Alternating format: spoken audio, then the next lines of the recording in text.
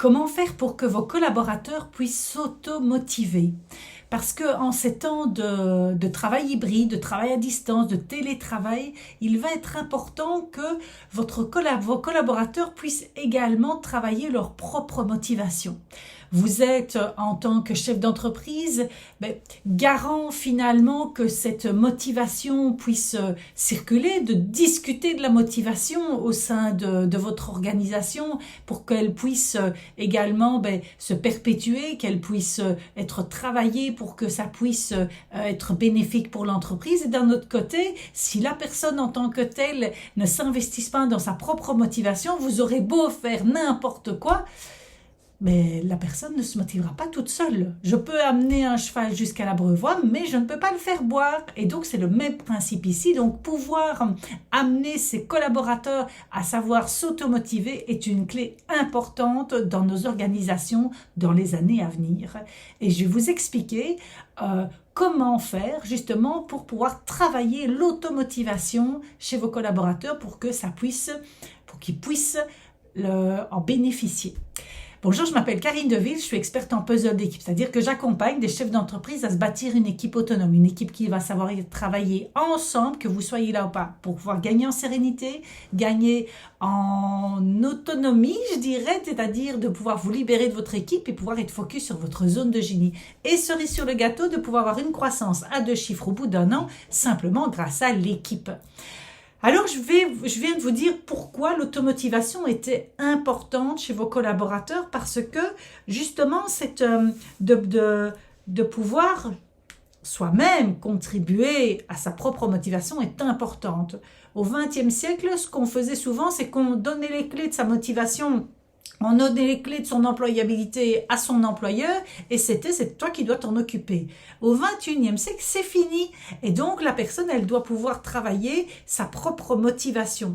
Nous, en tant que chef d'entreprise, qu'est-ce qu'on doit faire? On doit pouvoir faire en sorte de faciliter cette discussion au niveau de la motivation et de pouvoir être un facilitateur de la mise en place des choses. Par contre, c'est au collaborateur à pouvoir travailler sa propre motivation également. On est en co-responsabilité. Alors, comment faire? C'est comme pour la vidéo numéro 113 que je vous ai fait, si vous voulez, c'est sur l'auto-organisation. Comment est-ce qu'un collaborateur peut apprendre à s'auto-organiser pour que vous ne soyez pas dans le micromanagement tout le temps. Donc ça, c'est la vidéo que je vous propose, la vidéo numéro 113 de mon défi 365 jours. Et avant que je n'oublie, abonnez-vous à cette chaîne YouTube parce que vous en aurez une tous les jours. Donc, comme dans l'autre vidéo, ce qui va être nécessaire, c'est de pouvoir travailler sur une meilleure connaissance de soi. Puisque s'auto-motiver, c'est d'abord de commencer par soi. Et donc ici, vous allez devoir travailler avec vos collaborateurs sur c'est quoi ces moteurs?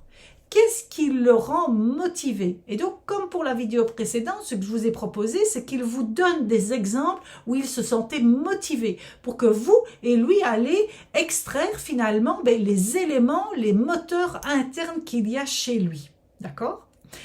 Et également, quels sont ces démotivateurs? Démotivateurs dans le travail ou les moteurs dans le travail, les démotivateurs ou les moteurs au niveau de l'équipe, au niveau de l'organisation, de son environnement de travail et également peut-être dans le secteur dans lequel il travaille. Qu'est-ce qui le motive? Qu'est-ce qui le démotive finalement? Tout ça finalement, c'est des choses, ce sont des moteurs internes parce que si je m'adresse à quelqu'un d'autre, il va me donner autre chose parce que ce sont ces motivateurs internes qui parlent pour lui finalement. Et donc, ça va être important de pouvoir aller chercher ça pour que vous puissiez dire, finalement, ton moteur, c'est de pouvoir, par exemple, de travailler, de pouvoir avoir des zones où tu es dans ta bulle. Parce que ça permet de sortir, de dire « Oh voilà, j'ai fait du bon boulot, ça me motive, etc. » Parce que j'ai pu être concentré. Parce que chez la personne, la concentration, c'est un de ses moteurs. Quand il peut être concentré, sa motivation est exponentielle. Mais pour d'autres, ça va être d'autres choses également. Et donc, c'est de pouvoir travailler avec le collaborateur sur comment est-ce qu'on va mettre ça en place en interaction avec les autres. Parce que si chacun fait son automotivation finalement dans son coin et que ce n'est pas relié aux autres, on va d'abord penser à soi, mais on va oublier l'efficacité pour l'organisation pour atteindre ses objectifs. Donc ça, c'est la première chose, moteur et démotivateur. La deuxième chose sur laquelle je vais insister, c'est votre cycle d'énergie.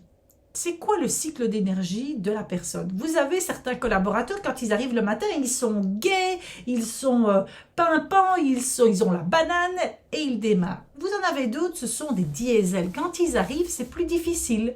Il faut leur temps dans leur bulle de se mettre, de faire certaines choses, parce que le cycle d'énergie n'est pas le même. Alors, qu'est-ce qui est possible de mettre en place pour qu'à un moment donné, ces cycles puissent être respectés par rapport aux collaborateurs? Qu'est-ce qui est possible de faire? Qu'est-ce qui n'est pas possible de faire finalement dans votre entreprise également? Donc ça, c'est important que le collaborateur puisse connaître son cycle d'énergie. J'avais comme ça dans une entreprise une personne, les autres collaboratrices savaient quand elle arrivait si elle était dans une bonne énergie ou dans une mauvaise énergie, et ça impactait tout le monde. Si elle était dans une bonne énergie, tout le monde repartait avec une bonne énergie. Si elle arrivait avec des pieds de plomb et qu'elle faisait déjà bonjour, vous me parlez pas aujourd'hui, etc., ça plombait l'ambiance. Et donc votre cycle d'énergie est en lien également avec le cycle d'énergie des autres, et donc va influencer également la motivation. Et donc nous, en tant que chef d'entreprise, nous devons être vigilants à ce que ce cycle d'énergie puisse être maîtrisé, pas contrôlé, être maîtrisé dans le sens où ça puisse être quelque chose qui soit, discuter avec la personne. Je sais qu'à certaines périodes de l'année, tu arrives et tu es beaucoup plus nerveuse. Comment est-ce que, dans ton cycle à toi d'énergie, comment est-ce que tu pourrais faire? Qu'est-ce que tu pourrais mettre en place pour que on puisse conserver cette bonne humeur à l'intérieur de l'entreprise? Parce que, il y a certains, j'avais comme ça une entreprise, et me disait, Karine, il y a la motivation chez nous, des fois, ça baisse tellement. Qu'est-ce qu'on peut faire pour faire monter la motivation? Et là, je lui ai dit, demandez d'abord, est-ce que cette motivation, elle est cyclique? Est-ce que tu remarques que chaque année, c'est aux mêmes périodes? Et il me dit, maintenant que tu me poses la question, oui, ça revient aux mêmes périodes. Sachant en tous les cas qu'il y a un cycle, et que ce cycle-là, tu vas devoir le respecter. Tu ne vas pas faire monter quelque chose où là, on a besoin d'un moment donné de repos. Et donc, par contre, je lui dis, ce qui est nécessaire, ce n'est pas le faire descendre plus bas. Et donc, c'est de le garder à ce niveau-là et d'être vigilant. Et donc de se dire, ok, c'est normal, je ne vais pas essayer de faire en sorte que la motivation revienne, parce que la motivation, je vois qu'elle revient automatiquement. Donc, qu'est-ce que je mets en place pour qu'on puisse passer cette période finalement de contraction énergétique pour que après, ce soit facilité pour revenir à quelque chose qui est beaucoup plus motivationnel. Donc voilà, c'est les deux choses que je voulais vous apporter aujourd'hui. Donc la première, moteur et démotivateur. Et la deuxième, c'est les cycles d'énergie de chacun et également de l'organisation. J'espère que cette vidéo vous aura apporté des éléments de réponse pour pouvoir travailler l'automotivation chez vos collaborateurs et de pouvoir également travailler votre automotivation aussi en tant que chef d'entreprise. Si vous n'êtes pas encore abonné, abonnez-vous. Si vous voulez me faire un commentaire, et moi j'aimerais bien, donc je vais vous poser une question. Qu'est-ce que vous avez déjà mis en place pour pouvoir automotiver, pour pouvoir faciliter cette automotivation dans votre entreprise? La troisième chose, c'est que si vous n'avez pas encore fait le test Mon style de management, faites-le parce que vous allez recevoir un rapport qui va vous expliquer comment vous gérez votre équipe, de mettre des mots et déjà de vous mettre en action pour pouvoir l'améliorer. Et la dernière chose, si vous pensez que cette vidéo peut aider quelqu'un, envoyez-lui. On ne peut pas aider tout le monde, mais on peut aider une personne à la fois. Je vous souhaite une belle journée. À bientôt. Au revoir.